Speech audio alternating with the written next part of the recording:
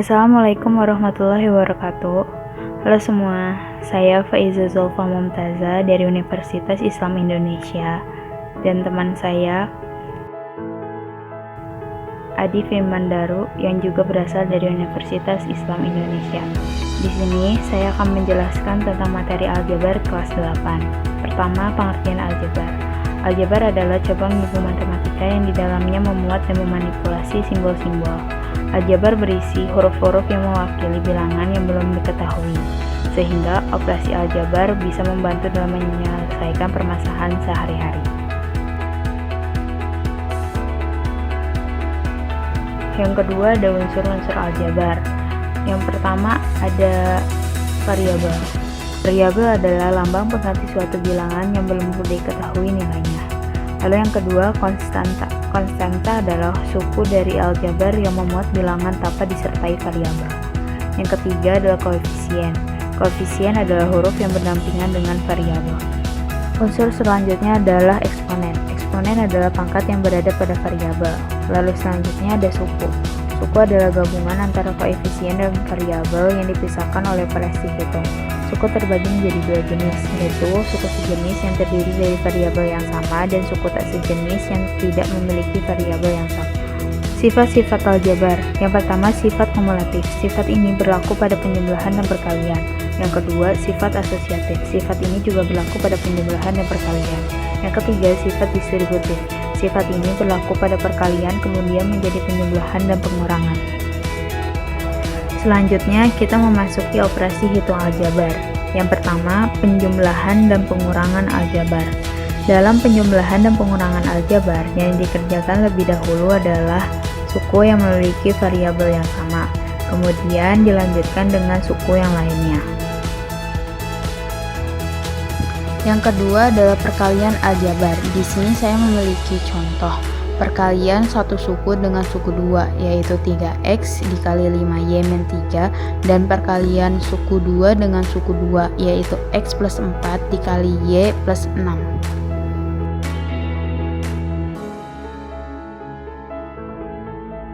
Yang ketiga adalah pembagian aljabar. Proses pengerjaan pembagian aljabar sebenarnya hampir mirip dengan perkalian, akan tetapi yang dikerjakan lebih dahulu adalah variabel yang sejenis, kemudian diikuti dengan variabel yang lainnya. Selanjutnya, kita ada di sesi pembahasan contoh-contoh soal. Disimak baik-baik ya adik-adik. Soal nomor 1. 7x plus 6y min 5 min 3x plus 2y plus 6. Nah, langkah pertama kita kategorikan dulu suku yang memiliki variabel yang sama. Lalu kemudian kita jumlah seperti biasa. Nah, hasilnya 4x plus 8y plus 1.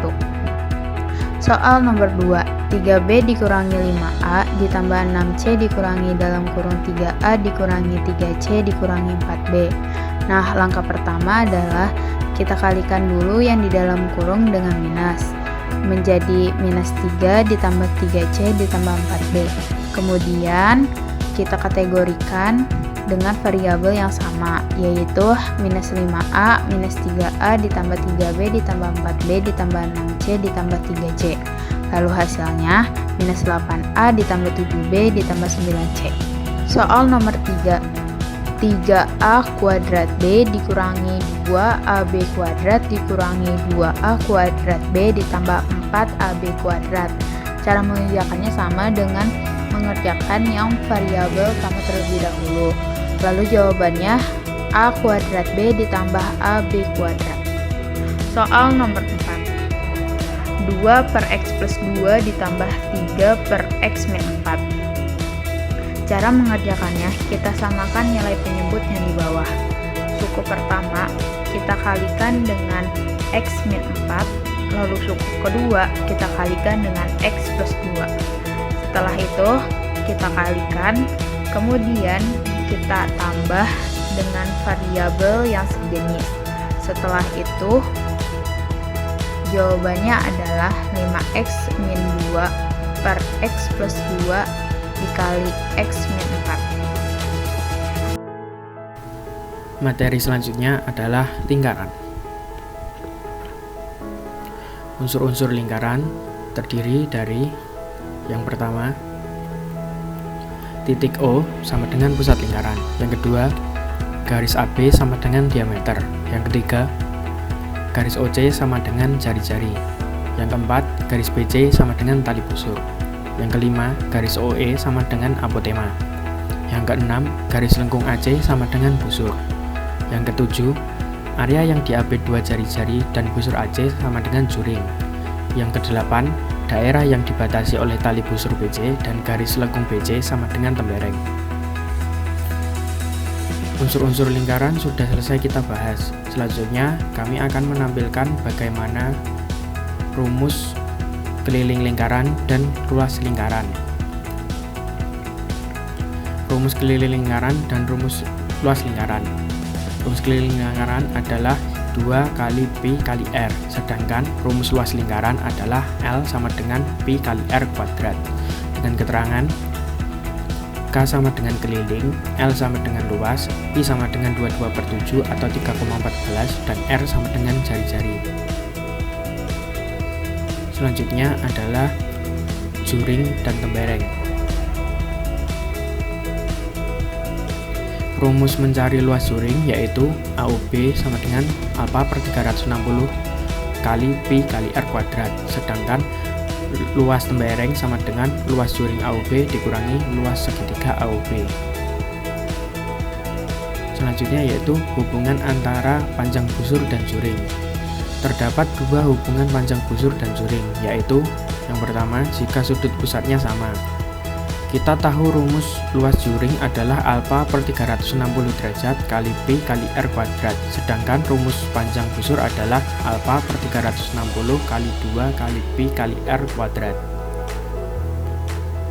Kemudian jika kita ubah masing-masing rumus menjadi alpha per 360 sama dengan busur per 2 kali Pi kali R, dan alpha per 360 sama dengan juring per Pi R kuadrat. Apabila digabung dengan kedua persamaan menjadi busur per 2 kali Pi kali R kuadrat sama dengan juring per Pi kali R kuadrat, dan hasilnya adalah juring sama dengan busur kali R per 2. Yang kedua, jika ada dua sudut pusat yang diketahui baik panjang busur ataupun luas juring, maka kita dapat menggunakan rumus di bawah ini.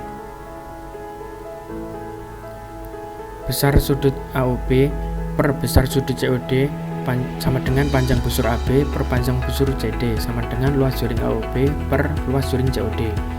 Materi lingkaran sudah selesai kita bahas semua. Selanjutnya kami akan menampilkan latihan soal. Latihan soal yang pertama. Berapa keliling dari lingkaran di atas? Diketahui R sama dengan 14 cm.